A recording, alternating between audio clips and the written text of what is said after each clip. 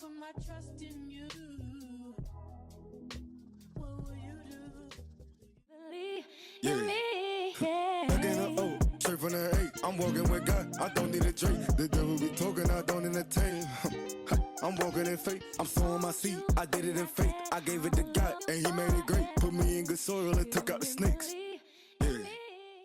Hey guys, and welcome back to another tutorial. This video has been so highly requested for me to film, and I'm so glad that I actually filmed it as I was doing this set. I think it came out so gorgeous, as you guys saw in the beginning of how amazing this set came out. So let's just jump right into it. As always, you guys already know it's Veyes, okay? Gel pads, the tape, the glue, the lashes, everything will be linked down below. If you have any product questions, like I said, everything will be in the description, excuse me.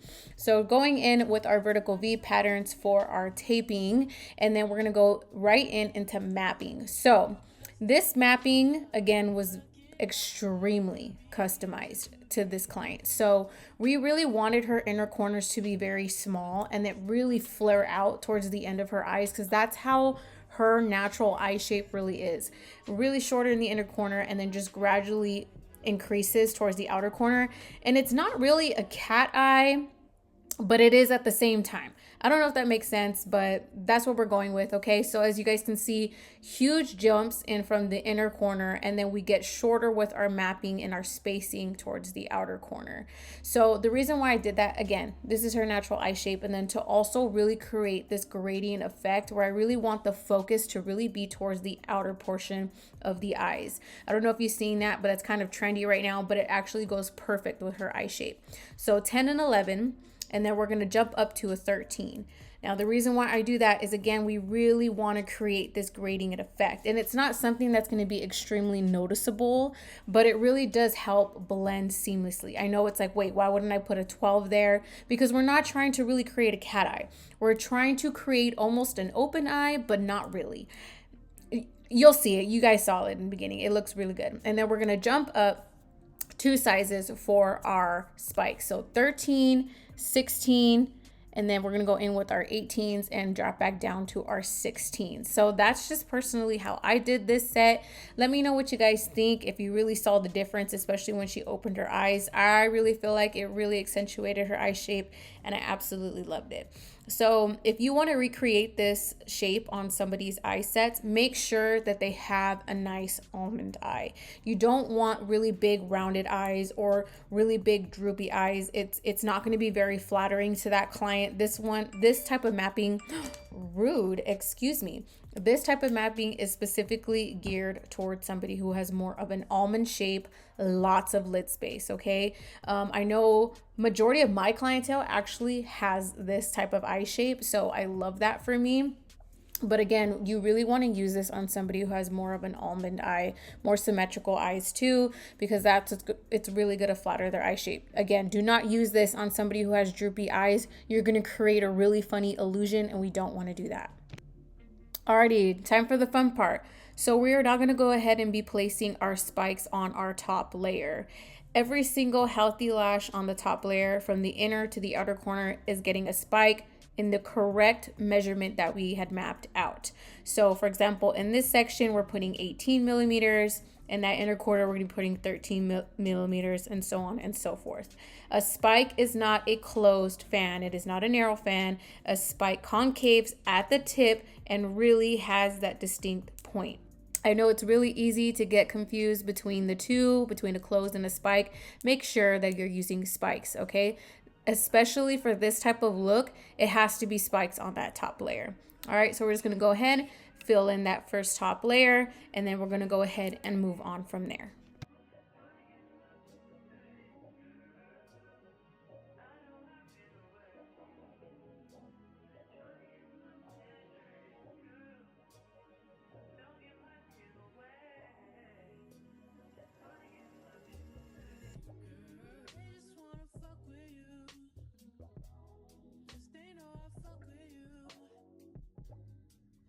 Put my trust in you, what will you do? Do you just step back? Will you duck it out? Will you be here to the end?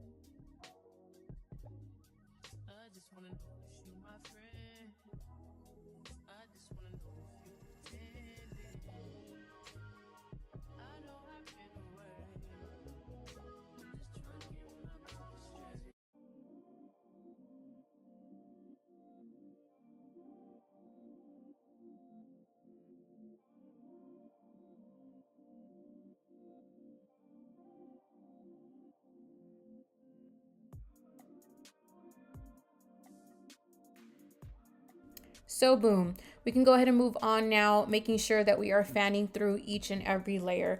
I always love to stop and check my work, brush out my lashes to make sure if maybe one or two might pop off, which usually tends to happen sometimes, not all the time, but it can. And I like doing that so that way if those lashes do fall off, I know that that bond wasn't great and I have to go back in and replace that extension with a new one, and making sure that my bond is where I need it to be. That way we have the best retention we can. I will go in sometimes and see, am I missing a spike? Does a place look out of order? Does the eyes look symmetrical? Do the spikes look evenly placed? So just make sure that you're always checking your work. Be very detailed when it comes to these type of sets, because your client will definitely really appreciate that. All right, so moving on to our second layer. And in our second layer, we are now going in with 0.03 cashmere lashes in our narrow fans. We are not using wide fans, and the reason being is because we want to create density, we want to create darkness, okay? And as you guys can see here in my little picture, so you guys can see like what the difference is. On our left side, we have a wider fan, and on the right side is more of a narrow fan, and that's exactly what we're doing here. And I'm also going to go in with the same lengths that we mapped out, so like that base layer, I'm not really jumping down any sizes at all, so whatever our base layer is, that's what we're sticking to. And as you guys can see here in this close-up shot, we can really start to see that density peep through in that middle section, or like in the middle area of the extensions. You really see that darkness start to pull through, especially with the mirror angle. You guys can definitely see the texture starting to peep through. Now, another reason why I chose to do narrow fans on the second layer is because it actually makes the spike stand out a little bit more while still maintaining that dark lash line. All right, so moving on now, we are going to be using our tape to go ahead and pull back the layers that we already lashed. So what I'm looking for here is our third and fourth layer. This client in particular has 4 layers. So you still need to make sure that you're being very precise on where you're putting which fans. Again, we're using our narrow fans in our middle layers, so making sure you're still using that C curl in those middle layers. But now for the bottom layer, I am going to go ahead and use a CC curl now. So we use a C curl for our top and our middle layers, and for the bottom layer, we are going to be using our CC curl. So you need to be very careful on how you're viewing your layers, using a lot of tape if you need to, making sure you're being very precise. If you don't make sure that you're using that CC curl on your bottom layers, you will throw off this set, okay? So I hope that makes sense. Yeah, and you can see right here, that beautiful wide fan and that CC curl. There's nothing more satisfying than seeing a perfectly wide fan, and you can definitely see how wide it flares out compared to the narrow fans that it's sitting next to. Okay, so we're just going to go ahead and continue to fill up our middle and bottom layer. In this particular section, I do work in sections as well when I am lashing. So here you can see I'm working kind of more in the middle and inner corner, and before I was working in the outer corner. So I just personally like to do that. So not only do I make sure that I am keeping my fullness, but I'm also making sure that I'm isolating correctly, and it also helps me isolate. So just making sure that you're sectioning out your sections properly. Again, it's just going to help you keep you nice and organized and help you make your sets nice and clean. So we're going to go ahead and do a fast forward, and I'll jump back right on when we're doing our inner corners, because I got a lot of details for those.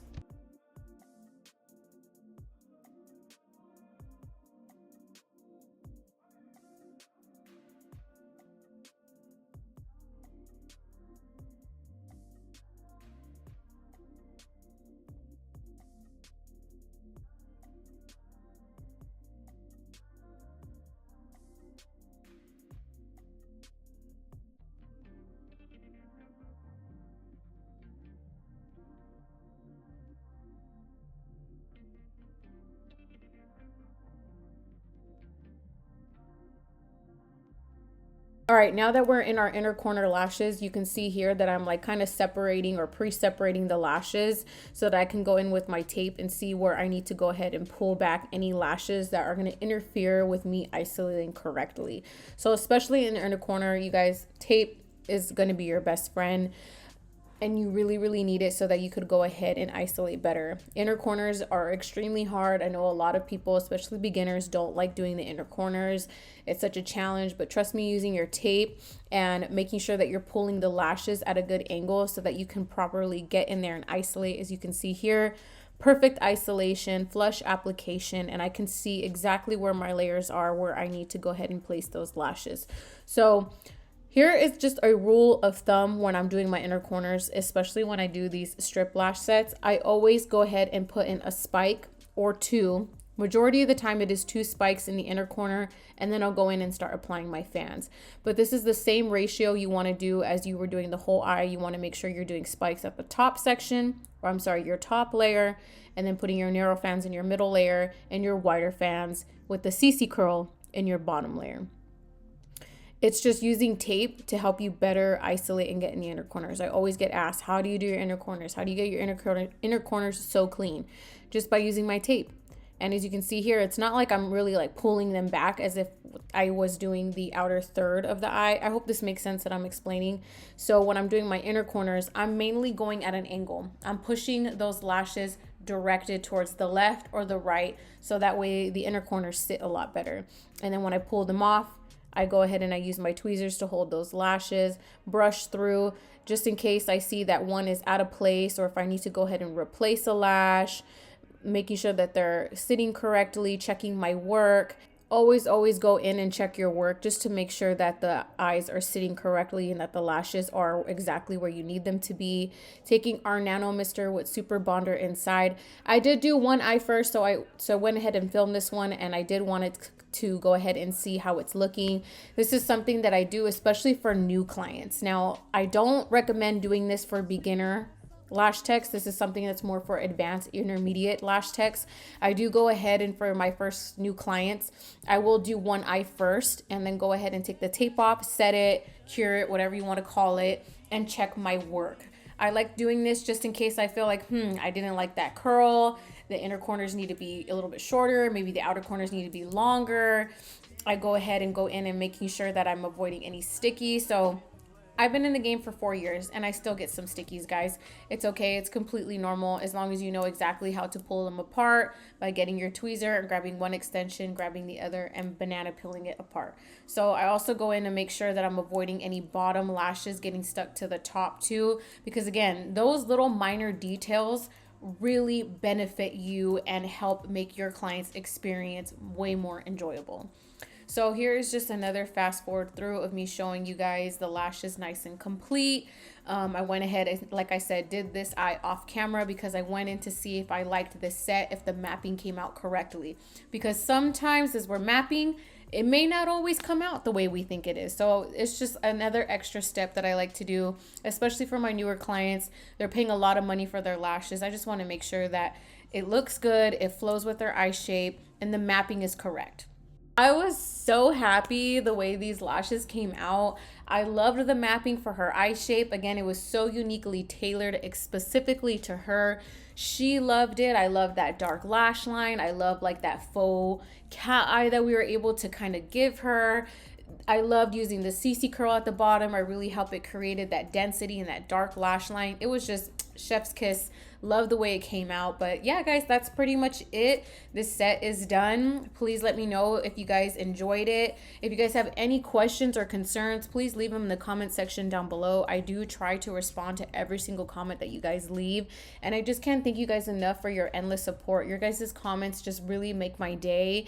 Like sometimes I really feel like I generally don't explain things right, but then when I see your guys' comments like, wow, you made it make sense, or dang, you broke it down so good, it's such a rewarding feeling because I know when I first started, there was not a lot of good informative information out there. So I'm so happy that I'm able to help you guys. Even though there is a limited amount of education that I'm allowed to give you guys on YouTube, I still try my hardest to at least give you guys the smallest tips that will help you in your lash career. But yeah, here I am taking some Instagram videos. I'll definitely show you guys what that looks like. Oh, just love it. I love the texture. I love the fluff. I love the wispiness, but Yeah, guys, thank you guys so much for watching. Don't forget to comment, like, and subscribe on your way out. And if you did recreate this look, please tag me in your Instagrams or your TikToks or whatever you make it on. I always repost your guys' work, especially if you recreate mapping sets that I have done on my YouTube channel.